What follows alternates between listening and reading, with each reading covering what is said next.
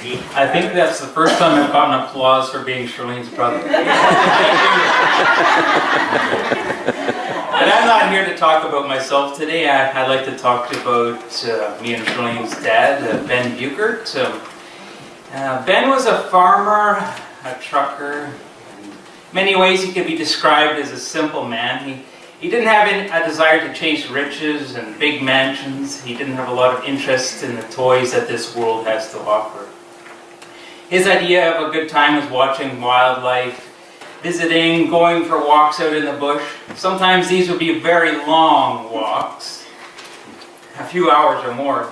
The main thing Ben was interested in was his faith in Jesus Christ. Ben didn't have a wall full of fancy degrees. He didn't wear long robes and a long face to show everyone how important and how religious he was. His was a simple faith. He went to church every Sunday he could. He read the Bible and he believed what it said. And when he read verses like, love your neighbor as you love yourself, or go out into the world and make disciples, he took these verses literally. This meant that when a next-door neighbor would call for help with an angry cow or a broken-down farm machinery of some sort, he would go over and help them out. This meant that if Ben saw someone beside the road with a flat tire, he'd stop and he'd fix it for them. This meant that if someone was going through a hard time and needed to talk, Ben would often stay there and talk to them, even if this meant that he had to sacrifice his own agenda for the day. Ben drove a semi for FedEx, so that meant he'd go back and forth between Winnipeg and Toronto every single week of the year.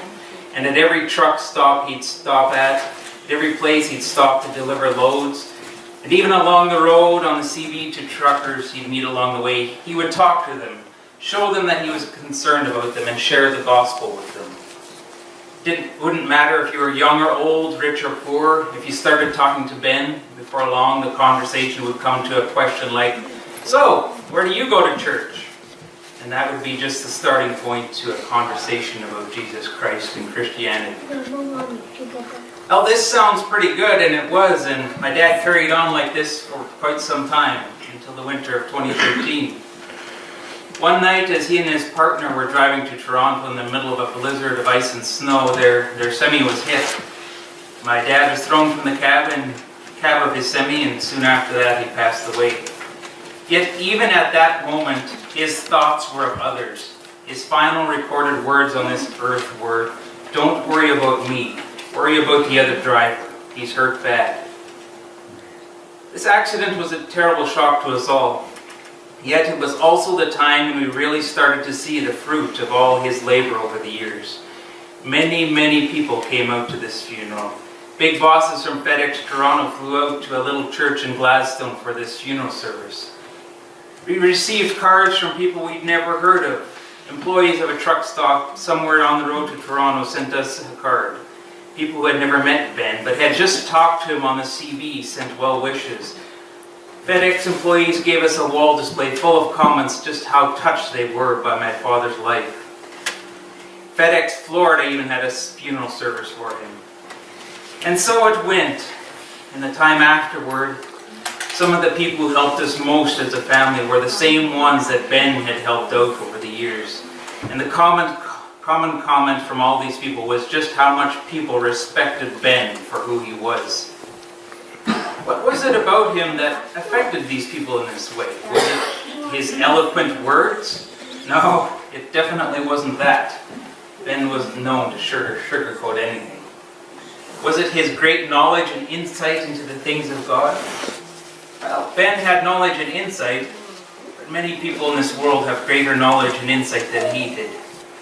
No, for him, it wasn't simply some ideas about the truth that made the difference. It was knowing the truth personally, specifically the way, the truth, and the life, Jesus Christ, and living out the teachings of Jesus in his everyday life, no matter what it cost him. Even if it meant that some people thought he was strange or crazy, he would share his faith with them. Even if people didn't like what Ben had to say, most of them would respect him for saying it, simply because they could see that he was living out the message that he preached. This is a valuable lesson for us today. The truth is, We can all do the same kinds of things that Ben did. The invitation to know Christ personally is extended to all of us. Opportunities to live out the message of Christ exist in every area of our lives.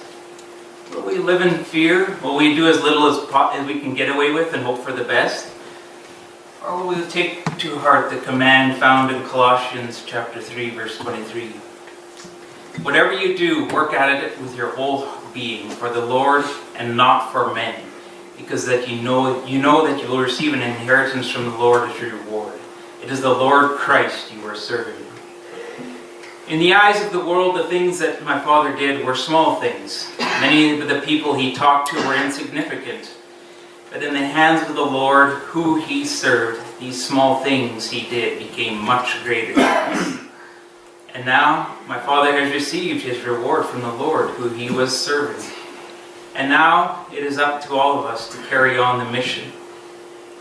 We don't have to go to Africa or Tibet or who knows where to do this. We have a mission field of opportunities all around us, in our communities, in our workplaces and homes. Will we be like Ben? Will we take every opportunity we have to share Jesus with someone else? And if we do share Jesus, will people respect us because they can see that we are living out the message that we are preaching? Sure, it's hard to live like this. It'll mean sacrificing our time and energy, but as my father discovered, the rewards of wholeheartedly living out the mission of Jesus Christ are out of this world.